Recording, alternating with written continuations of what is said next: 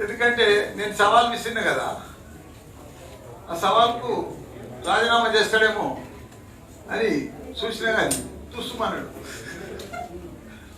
అర్థమైపోయింది.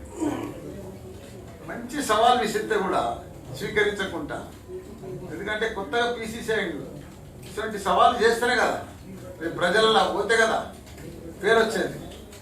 కాబట్టి చూసుమన్నాడు. దానికి తోడు ఒక కొండను తవ్వి ఎలుకను పట్టినట్టు ఏదో జిరాక్స్ పేపర్లు తెచ్చి మంది ఊరంతా పేపర్లు తెచ్చి ఇదో పెద్ద నేను కబ్జా పెట్టినట్టు, నేనేదో కాలేజ్ యూనివర్సిటీ ఆ కాలేజ్ పేపర్ల మీదనే పెట్టినట్టు, నేను హాస్పిటల్ దాని మీదనే పెట్టినట్టు. అది ఏంటి అబద్ధాలు? అబద్ధం ఆడితే కూడా కనీసం అతికినట్టు ఉండాలి, ఏదైనా చెప్తే కూడా ప్రజలు నమ్మేటట్టు ఉండాలి. పొద్దుందాక అబద్ధాలేనా మనిషికి? ఒకసారి పేపర్ తెచ్చేటప్పుడు దాని వెనుక ముందైనా చూసానే చెప్పాలి. ఏదో మీడియా ఉందని చెప్పేసి వాళ్ళ ముంగట పేపర్ చూపించేసి మన మీద ఒక పెద్ద మనిషిని డ్యామేజ్ చేసి పోతే అయిపోతుందా? అయిపోతుందా? జవహర్ నగర్ ఉన్నది, ఆడ మొత్తం గవర్నమెంట్ ల్యాండే, ప్రైవేట్ ల్యాండ్ లేదు. దేవేందర్ గౌడ్ సంధి కూడా అక్కడ ఇల్లు అయినాయి, ఆయన పట్టాలు ఇప్పించిన కొన్ని. చాలా మంది దేశంలో ఉన్న ప్రజలందరూ కూడా అక్కడ వచ్చి ఇల్లు కట్టుకున్నారు, ఎక్కడెక్కడో వచ్చి. వాళ్ళంతా పేద ప్రజలే. దాంట్లో మా సీఎం కేసీఆర్ గారు ఒక పెద్ద మనిషితోటి, అంతకుముందు 2004 నుంచి 14 దాకా కాంగ్రెస్ ప్రభుత్వం ఉండే, అందరు కట్టుకున్నారు, ఇల్లు కట్టుకున్నారు. కానీ వాళ్ళకు ఓ రోడ్ లేదు, ఓ డ్రైనేజ్ లేదు, ఓ కరెంట్ లేదు, ఓ స్తంభం లేదు, ఓ ఇంటి నంబర్ లేదు, ఓ పట్టా లేదు. అటువంటి దాన్ని మా సీఎం కేసీఆర్ గారు పెద్ద మనసుతో, పెద్ద ఆలోచనతో ఇక్కడ పేద ప్రజలు నివసించే ప్రాంతం ఇక్కడంతా గవర్నమెంట్ ల్యాండ్ లో కట్టుకున్నారు అని చెప్పి మా ఎమ్మెల్యే, అప్పటి ఎమ్మెల్యే మా సుధీర్ రెడ్డి గారు మన సీఎంకు రిప్రజెంట్ చేస్తే 330 ఎకరాలు గవర్నమెంట్ ల్యాండ్ను అందరు ఇల్లు కట్టుకుంటే దానికి జీవో తీసిచ్చిన ఘనత మన సీఎం కేసీఆర్ గారు. 2016లో జీవో తీసిండు. పేద ప్రజలు ఉంటారు జవహర్ నగర్లో అని చెప్పి 330 ఎకరాలు వీళ్ళందరూ కూడా గ్రామ కేంద్రాన్ని డిక్లేర్ చేసి వీళ్ళందరూ కూడా కట్టిన ఇళ్లకు, ఓపెన్ ప్లాట్లకు, అవన్నీ కూడా ఎక్సార్బిష్మెంట్లు 5 ఎకరాలు ఉండే అంతకుముందు, అవన్నీ కూడా ఇండ్లు అయిపోయినాయి. అంత అయిపోతే ఎంత మట్టుకు ఇండ్లు అయినాయో, ఎంత మట్టుకు ఆ ఏరియా ఉందో ఆ సర్వే నంబర్లు అన్నీ కూడా చేసి జీవో తీసి ఇచ్చిన ఘనత మన సీఎం కేసీఆర్ గారు. దాంట్లోనే నిన్న చెప్పింది అందరూ పాపం కొన్ని టీవీలలో చూస్తే 5 ఎకరాలు అంటున్నారు. అది ఉన్నది 350 కదా నా కోడల పేరు మీద. ఆ సర్వే నెంబర్ కూడా 448 రెడ్ మార్క్ పెట్టిన ఈ జీవోలో ఉన్నది 448. నా కోడలకు రిజిస్టర్ అయింది కూడా అలాగే 350 గజాలు ఇదే సర్వే నెంబర్లో రిజిస్టర్ అయింది. ట్యాక్స్ ఎన్ఓసి తీసుకున్నాము, మున్సిపాలిటీకి వెళ్ళడం, ఎన్ఓసి ఉన్నది, సేల్డీడ్ ఉంది, ట్యాక్స్ కట్టాము. నేను అక్కడ పేద ప్రజలకు ఒక హాస్పిటల్ లేదు, 2 లక్షలన్నర జనాభా ఉన్నారు. ఇప్పుడు నేను అక్కడ ఎమ్మెల్యే గెలిచిన, అది కార్పొరేషన్ అయింది, అక్కడ ఒక హాస్పిటల్ కట్టాలి. నాకు అంతకుముందే నేను గెలవని ఏం చేసిన, రోజు ఒక బస్సు పెట్టా, ఒక ఇల్లు కిరాయి తీసుకొని రోజు ఒక బస్సు పెట్టి ఆ బస్సులో అందరినీ రోజు 3 డాక్టర్లను పెట్టా ఇంట్లో పెట్టి రోజు టెస్ట్ చేసేవారు. కానీ బీమార్ సుస్తెక్కుందనుకో వాళ్ళ వాళ్ళని బస్సులు ఎక్కించి మా హాస్పిటల్ దొరకపోయి టెస్టులన్నీ చేయించి మళ్ళీ తీసుకొని వస్తుంటే రోజు. ఇంకెక్కువ సీరియస్ ఉంటే మాది మెడికల్ కాలేజ్ కదా, మాకు రోజు పేషెంట్స్ చాలా మంది అవసరం. ఎందుకంటే మేము డాక్టర్లను తయారు చేసేది ఆ మెడికల్ కాలేజ్. నేను రోజు ఇప్పటికి కూడా మాకు 2 మెడికల్ కాలేజీలు ఉన్నాయి. ఇండియాలో ఫస్ట్ గర్ల్స్ మెడికల్ కాలేజ్ పెట్టింది కూడా నేనే. కాబట్టి ఈ 350 గజాలు తీసుకొని నేను ఎందుకు వచ్చి ఉంటుంది. అప్పటికి ఒక ఫ్లోర్ వేసిన పర్మిషన్ కూడా ఉంది, శాంక్షన్ కూడా ఉంది. బిల్డింగ్ ఆల్రెడీ ఒక ఫ్లోర్ వేసి బోర్ వేసి ఉంటే దాన్నే నేను కొనుక్కొని డబ్బులు పెట్టి కొనుక్కొని దాన్ని బిల్డింగ్ కట్టి పోయిన సెప్టెంబర్ 9th నా బర్త్డే, ఇంకా ఏడాది కాలే, సెప్టెంబర్ 9th వస్తే ఆయన బర్త్డే. ఆ బర్త్డే నాడు నేను ఈ ప్లాట్ కొని ఇది ఎన్ఓసి ఇవన్నీ కూడా దీంట్లో ఎన్ఓసి ఉన్నాయి కదా, ఇవన్నీ సెటిల్ చేసుకొని ఎన్ఓసి తీసుకొని ఇది ఎన్ఓసి సర్టిఫికేట్ ఇట్లా తీసుకొని ఆ బిల్డింగ్ కట్టి పేద ప్రజల కోసం నేను ఓపెన్ చేస్తే గవర్నమెంట్ కబ్జా పెట్టిండు, చేసిండు. 5 ఎకరాలని చెప్తాడు. ఏం న్యాయం అది? కనీసం చూసుకునే ఓసి కూడా లేదా, సోయి కూడా లేదా? బట్ట కాల్చి ఒక పెద్ద మంచి మీద వేసేదేనా? నీ పని అదేనా? నీ డ్యూటీ అదేనా? నీకు పిసిసి దానికే ఇచ్చిరా? నన్ను ఎంపీ అయినప్పటి సంది బాధపడుతున్నాడు, నన్ను ఎంపీ అయినప్పటి సంది బ్లాక్ మెయిల్ చేస్తుండు, నన్ను ఎంపీ అయినప్పటి సంది ఆయనకు వచ్చే సీటు నేను తీసుకున్నాను, నా రైట్ టు ఇన్ఫర్మేషన్ కింద నా కాలేజీని మూపిస్తాను నాకు ఛాలెంజ్ చేసిండు. అప్పుడు కూడా ఆ పేపర్లను తీసుకుపోయి చంద్రబాబు నాయుడుకి చూపించిన. ఆయన ఎమ్మెల్యే ఉండే అప్పుడు, ఇంకా ఎంపీ ఎలక్షన్స్ కాకముందు 2014 కంటే ముందు. అట్లా చేసి నన్ను చిత్ర బాధ పెట్టి నాకు తెలియదు. నేనేమో అమాయకుని బోలాబాలా మనిషిని, నా పని నేను చేసుకునేటోని. నేను స్కూళ్ళు కాలేజీలు మెడికల్ కాలేజీలు నడిపించుకునేటోని నేను. మనకి ఇదంతా రాజకీయం తెలియదు కదా ఇదంతా.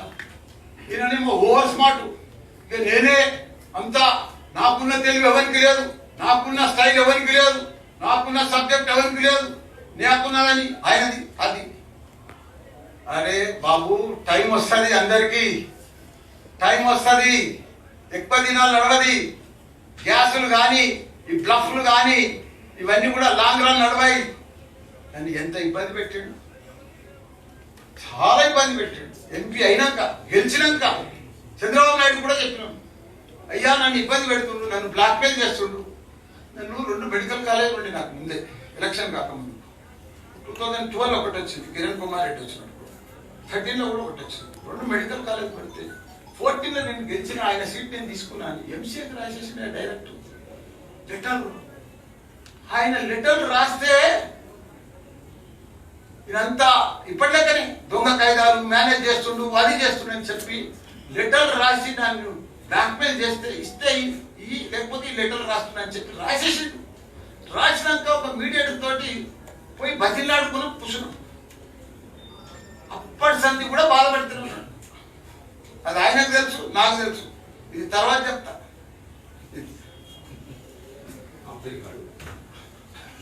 పార్ట్ 2లో చెప్తా. కాబట్టి ఇది పర్మిషన్ అప్పటిది, ఈ దాచి కట్టిన రిసిప్ట్లు, ఈ డాక్యుమెంట్ 350 గజాలే. అది మీరు జవహర్ నగర్ పోయి చూసుకోవచ్చు. ఇది జివో, ఇవన్నీ కూడా జిరాక్స్ కావాలంటే ఆ సర్వే నెంబర్ నేను చెప్పిన ఆయన నెంబర్ కూడా ఇల్లు ఉంది, మీరు చూసుకోవచ్చు. ఇదన్నా ఏమన్నా చేసుకోవచ్చు. అదొకటి.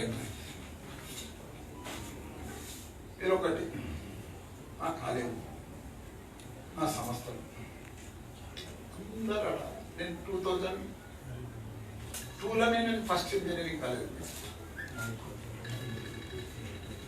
2012లో ఫస్ట్ మెడికల్ కాలేజ్, 2013లో second medical college. Girls medical college పెట్టింది ఫస్ట్ టైం నేనే.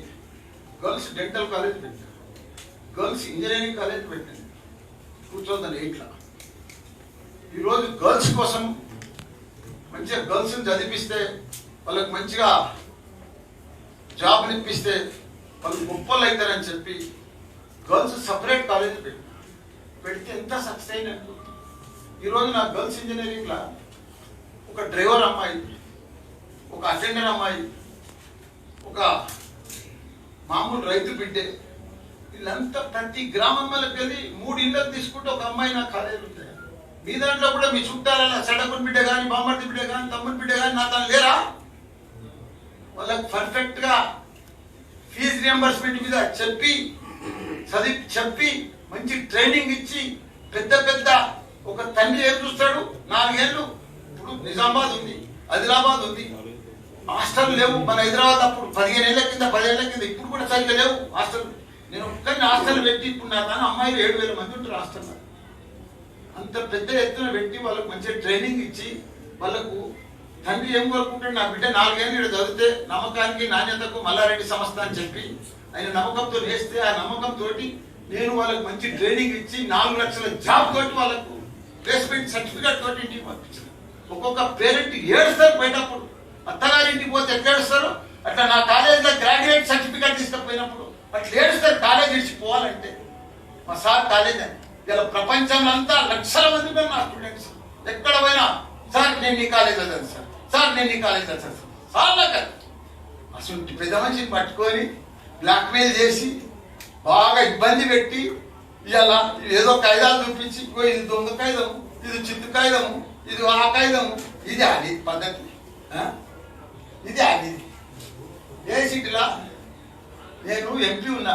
ఆయన కంటే ముందు ఈ నియోజకవర్గానికి నేను ఎంపీ 4.5 సంవత్సరాలు నేను ఎంపీ ఉన్నప్పుడు 100 కోట్ల అండర్ పాస్ రోడ్లు తెచ్చిన. కొంపల్లి కాడ అండర్ పాస్ ఒకటి, గట్కేసర్ కాడ అండర్ పాస్ ఒకటి, రైల్వే ట్రాక్ అండర్ పాస్ ఒకటి, మేడ్చల్ రైల్వే స్టేషన్ ఇప్పుడు పని నడుస్తుంది. అట్లా ఒక 200 కోట్లు సర్వీస్ ట్యాక్స్ తెచ్చిన బ్యాలెన్స్ ఉంటే. ఏది డిఫెన్స్ కంటోన్మెంట్ డిఫెన్స్ మినిస్టర్ అప్పుడు తీసుకొచ్చి బతిలాడి చేసి అట్లా నేను 200-300 కోట్లు తీసుకొచ్చిన నేను మన రాష్ట్రానికి.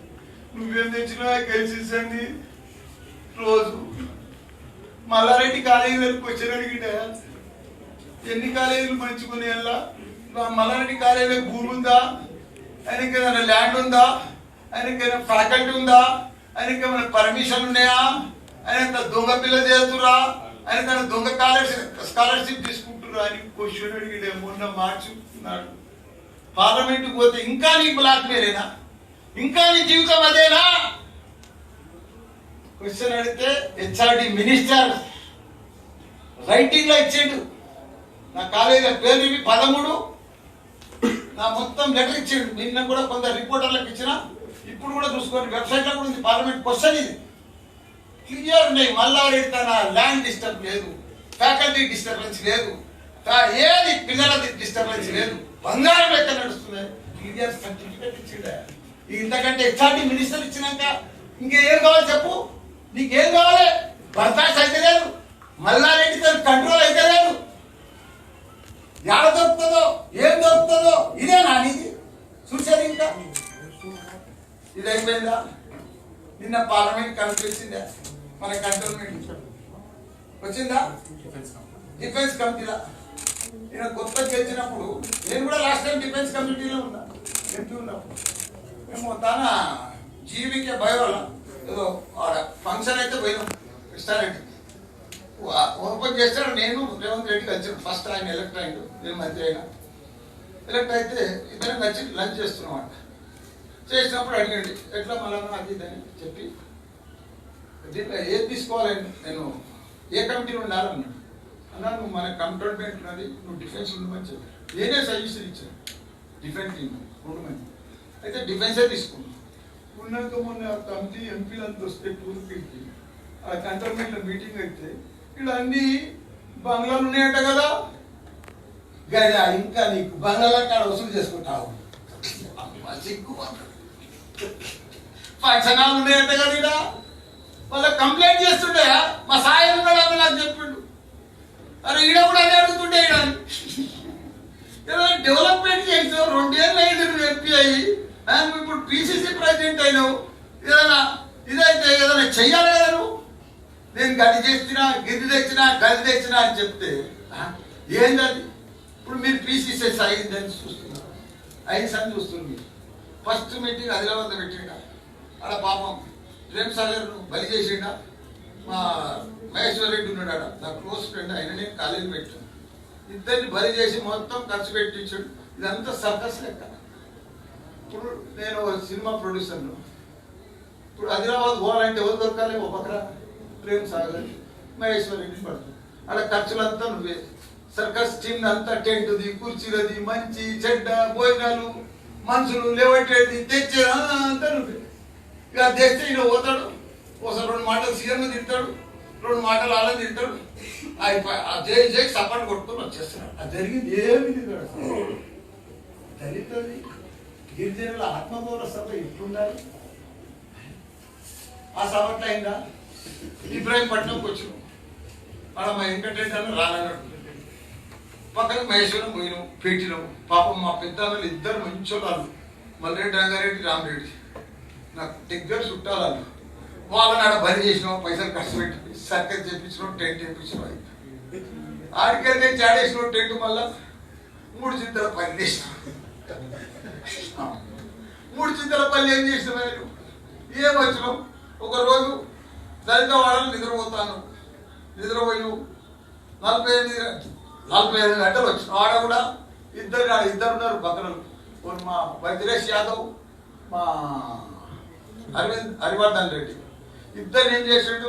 ముందే మా శ్రీధర్ తాన జిల్లా ప్రెసిడెంట్ ఉన్నాడు, 50 లక్షలు పెట్టుకున్నాడు.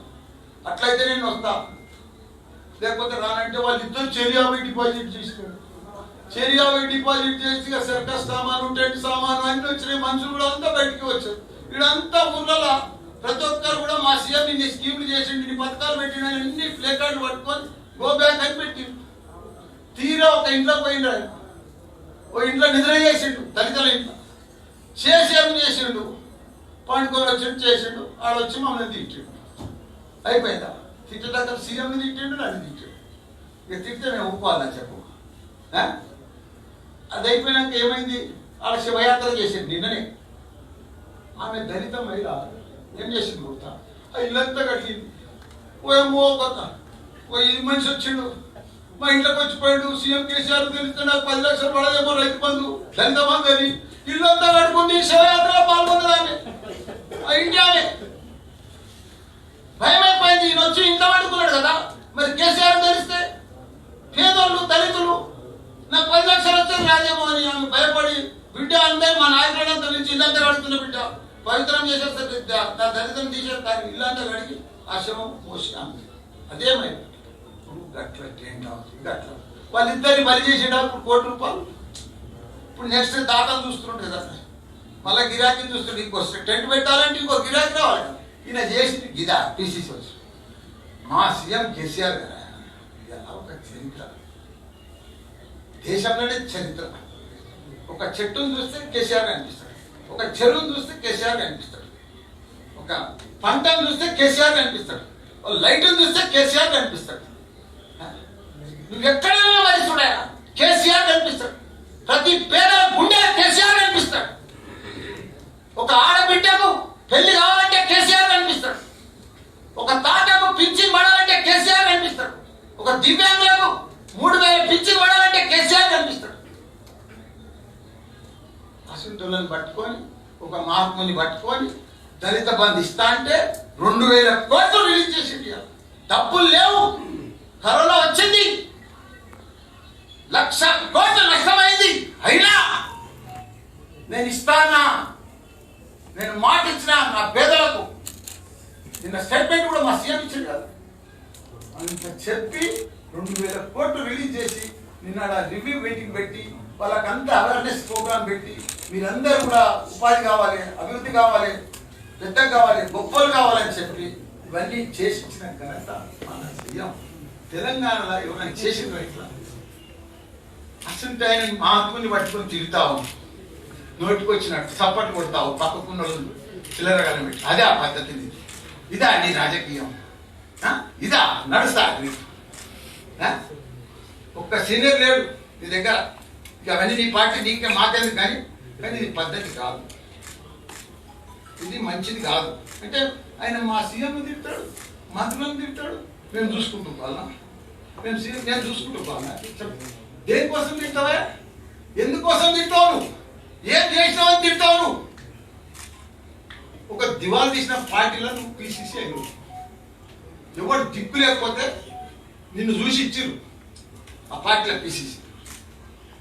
నువ్వే పెద్ద పూర్వం సార్ 130 చరిత్ర ఉన్న పీసీ ఆ పార్టీకి నీకు ఎందుకు ఇచ్చింది? నీకు తిట్టడానికి ఇచ్చిన అంటే తిరిగితే మేము పడాలి, మేము ఊకోవాలి, నువ్వే తింటా చూడాలి మేము అంటే ఊకుంటాం. మేము ఇంత డెవలప్ చేసి ఇంత చేసి ఇన్ని రకాల కూడా అభివృద్ధి చేసి ఇంత చేస్తే మేము తిట్టుబడాలి. మేము ప్రజలు ఊకుంటారా చెప్పు? ప్రజలు ఊపిస్తారా? రేపటి సంధి ఎవరైనా తిట్రి బండి సంజయ్ కానీ రేవంత్ కానీ మా ప్రజలు ఊరుకోరు, వీళ్ళు తోలు తీస్తారు.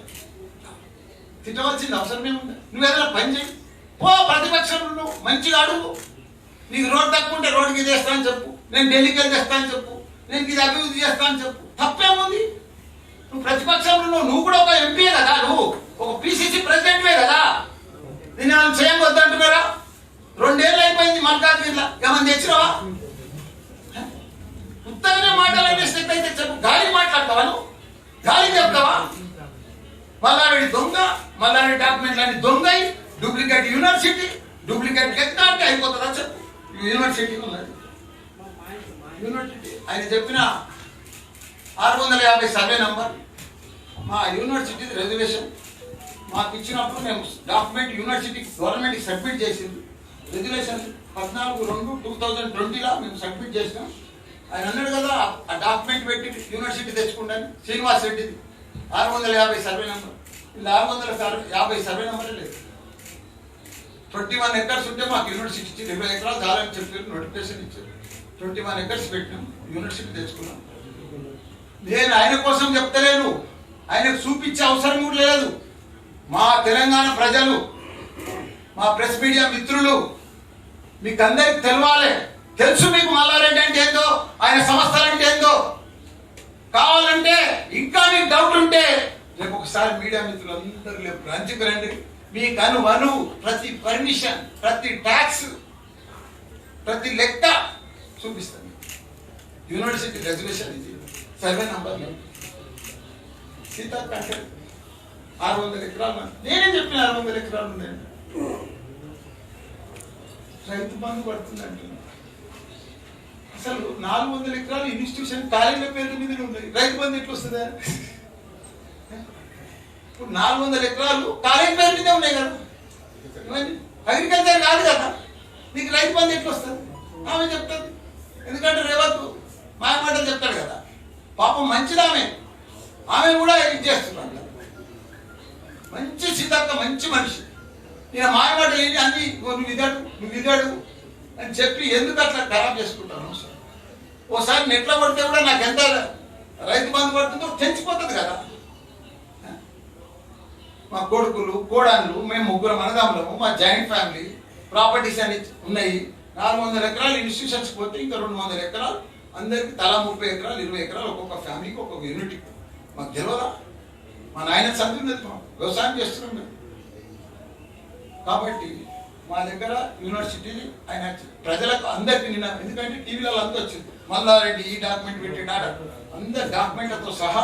దయచేసి మీరు కూడా రేపు వస్తే ప్రతి పర్మిషన్ తీసుకొచ్చిన, డీడీ కూడా అన్ని పేపర్ తీసుకొచ్చిన అన్ని చేసి దానికి తోడు శ్రీనివాస్ రెడ్డి 650 నంబర్ 16 ఎకరాలు 33 ఎకరాలు. అరే వాడు మా బామ్మడి సొంత బామ్మడి గాడేవాడు, నా మేనమామ కొడుకు మైసమ్మగూడెం ఉంటాడు. ఆ మైసమ్మగూడెం అనే విలేజ్ మా అమ్మమ్మ ఊరు. సొంత మా అమ్మ తమ్ముడు అన్న కొడుకు కూడా కాదు. మా అమ్మకు అన్నలు లేరు, తమ్ముళ్ళు లేరు. మా అమ్మ అక్క ఇద్దరు అక్క జరిగింది. వాళ్ళ చిన్నయ్య కొడుకు ఈయన శ్రీనివాస్ రెడ్డి. అందరికి మేనమామ కొడుకులు బామ్మడుదులు ఉండరా మనుషులు? ఇప్పుడు ఆయన కూడా ఏం తప్పేం చేయలే, ఆయన డాక్యుమెంట్ కూడా తీసుకొచ్చిన. ఆయనకు 89లోనే శ్రీనివాస్ రెడ్డి బాబు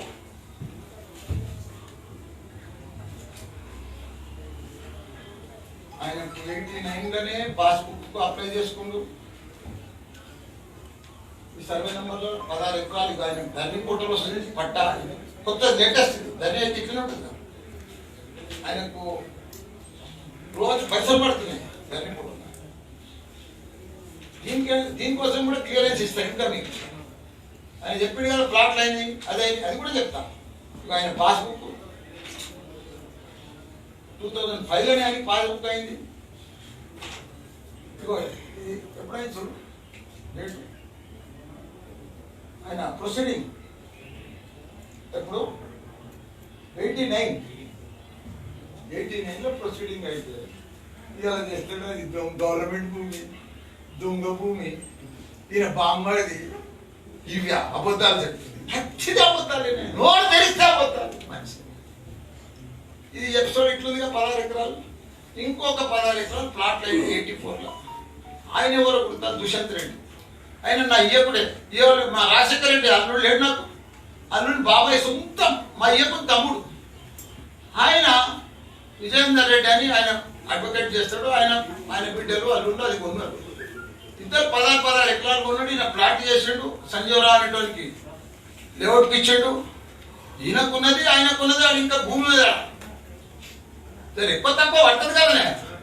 ఈయనకి పాస్బుక్లు ఉన్నాయి, ఆయన పాస్బుక్ చేసుకున్నాడు. ఈయన తర్వాత ఆయన చేసుకోండి. దాన్ని తీసుకొచ్చి పెద్ద భూతత్వంలో చూపిస్తున్నాడు. అది యూనివర్సిటీకి సంబంధమే లేదు, బయట ఉంది. దాంట్లో నా యూనివర్సిటీ గిఫ్ట్ చేసాడు. నేను లేదంటే నేను నా కంపౌండ్ వాళ్ళ లోపల లేదని భూమి, నేను దాన్ని పెట్టాడు, పర్మిషన్ తెచ్చినట్టు. నా యూనివర్సిటీ పేరు మీద ఎకరాలు ఒక మల్లారెడ్డి ఎడ్యుకేషనల్ సొసైటీకే ఉంది. నా తన 4 సొసైటీలు ఉన్నాయి, డిఫరెంట్ మెడికల్ కాలేజ్ ఒక సొసైటీ, అది మా అమ్మ పేరు ఉంటుంది, చంద్రమ్మ ఎడ్యుకేషనల్ సొసైటీ. అట్లా మళ్ళా అట్లా డీటెయిల్గా ఉన్నాయి. దాని అన్ని కూడా పర్మిషన్లు. శ్రీనివాస్ రెడ్డి దీన్ని ఇంకోటి పర్మిషన్ తీసుకుంటారు. ఇంజనీరింగ్ కాలేజ్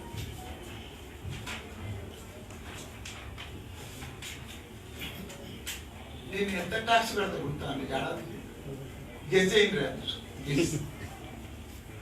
ఆయన అంటుడు కదా, ట్యాక్స్ కడతాడా అది కడతాడా అంత ఆయన దగ్గరే. ఫలానా ఆయన గురువు ఆయన లక్షణాలు అందరూ పుట్టే అనుకుంటాడు. ఆయన పని పొద్దుగా లేచేదే కదా.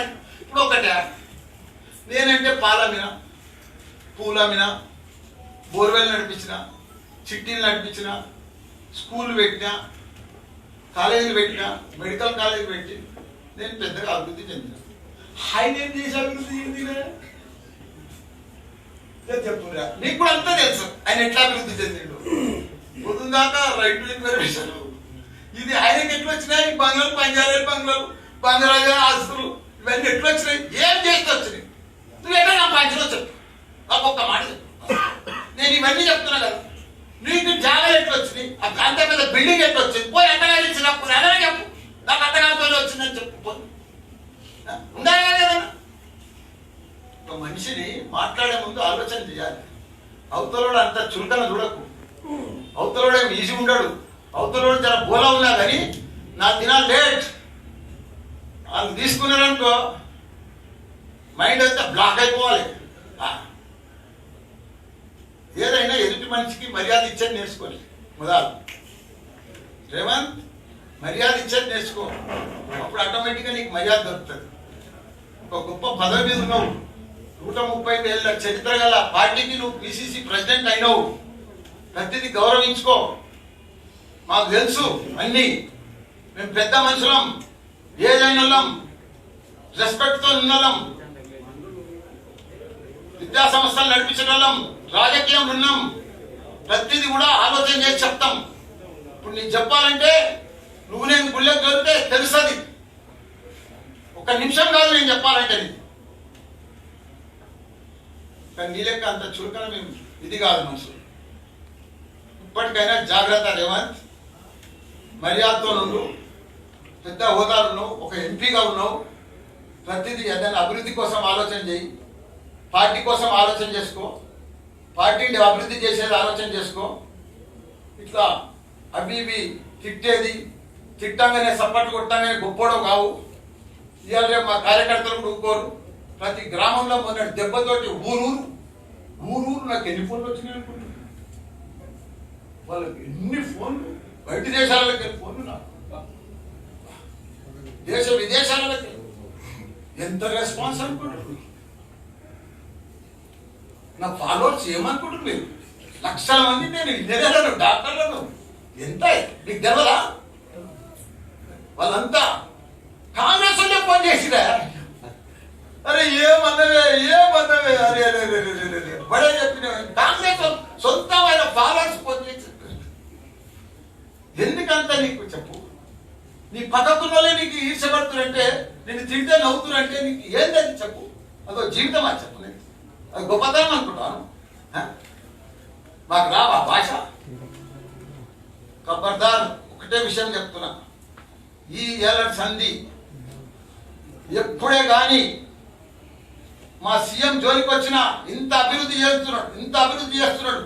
దేశంలో ఏ రాష్ట్రంలో లేని, మీ కాంగ్రెస్ ప్రభుత్వాలు లేని, బీజేపీ ప్రభుత్వాలు లేని విధంగా మన తెలంగాణను ఒక ఉద్యమం చేసి కొన ప్రాణం దాకా తీసుకొని సాధించి మన రాష్ట్రాన్ని ఛేదించి అదే మాదిరిగా అభివృద్ధి చేసి ఒక చరిత్ర సృష్టిస్తున్నాం మా సీఎం కేసీఆర్ గారు. ఇప్పుడు రేపు నువ్వు ప్రజలకు ప్రతి ఒక్కరిని ప్రశ్నిస్తా, నువ్వు ఎందుకు ఇక్కడికి వచ్చినావు? మాకు ఆ పింఛనే కాబట్టి ఇస్తానికి వస్తావా? మళ్ళీ 200 ఇప్పిస్తావా? ఏ ముఖం పెట్టుకొని వచ్చినావు అని అడుగుతారు. రేపు ప్రజలు అడుగుతారు తప్పకుండా. ఒక ఆడబిడ్డ అడుగుతుంది, అయ్యా నువ్వు వస్తే మాకు కళ్యాణ లక్ష్మి పడదు, నువ్వు ఓనైనా ఇంట్లో దండం పెడతామంట. నిన్న దళితులు చూడు, మా ఊరు ముడిచింది, ఆమె ఇల్లు కట్టుకున్నది, అమ్మో నాకు 10 లక్షల చెట్టు రాదని భయపడిపోయింది. ఎవరో 10 లక్షలు ఒక ఇంటికి మీరు 10 ఏళ్ళు, మన 55 ఏళ్ళు పరిపాలించారు కాంగ్రెస్ ప్రభుత్వం. ఏం చేశారు? దళిత ఓట్లన్నీ తీసుకున్నారు, దళిత ఓట్ల బ్యాంక్తో అన్నీ తీసుకున్నారు. మీరు దళితంతో మీరు సీఎం లేరు, పిఎం లేరు, మంత్రులు లేరు, ఎమ్మెల్యే లేరు, ఎంపీ లేరు. వాళ్ళకేమైనా చేసిండ్రా? వాళ్ళ కోసం ఆలోచన చేసిండ్రా? అది కూడా ఎత్తబడతాను చూస్తున్నాం. సీఎం తింటే అది కూడా ఇయ్యాడు, ఎత్తబడతాడు. ఎక్కిస్తావు. అరే ఇస్తానయా, ఇచ్చి చూపించండి కదా 2000 కోట్లు మాట కూడా ఇచ్చింది కదా. ఎట్లా కొట్టాలి, ఎట్లా దింకా చేయాలి, ఇదే పంచాయతీ. ఎట్లా కొట్టు పోవాలి, ఎట్లా ఏం చేయాలి, ఇదే పని. నీకు దమ్ము ధైర్యం ఉంది కదా, నువ్వు పిసిసి కదా. నేను చెప్పిన ఛాలెంజ్కి ఎందుకు ఒప్పుకోలే? మా సీఎం రాజీనామా చేయాలి, ఈయన కోసం సీఎం చేయాలి. నేను చెప్పిన ఛాలెంజ్ కరెక్ట్ ఉందా లేదా? మీ అందరికి కూడా నచ్చింది, మీరు కూడా బాగా ఒప్పుకున్నారు ఆ ఛాలెంజ్. హ్యాపీగా ఫీల్ అయ్యారు మీరు కూడా. దానికి ఎందుకు ఒప్పుకోలేదు? కనీసం ఇప్పుడన్నా నీ ఇజ్జత్ నిలబెట్టుకో. రేపు హుజరాబాద్లో డిపాజిట్ తెచ్చుకో, దమ్ము ధైర్యం ఉంటే డిపాజిట్ తెచ్చుకుంటే సార్. ఇప్పుడు పెద్ద పిసిసికి చరిత్ర గల కాంగ్రెస్ 130 ఏళ్ళ చరిత్ర పార్టీకి నువ్వు న్యాయం చేసినావు. లేకపోతే అది కూడా పోతుంది. తెచ్చుకో. జై తెలంగాణ, జై కేసీఆర్.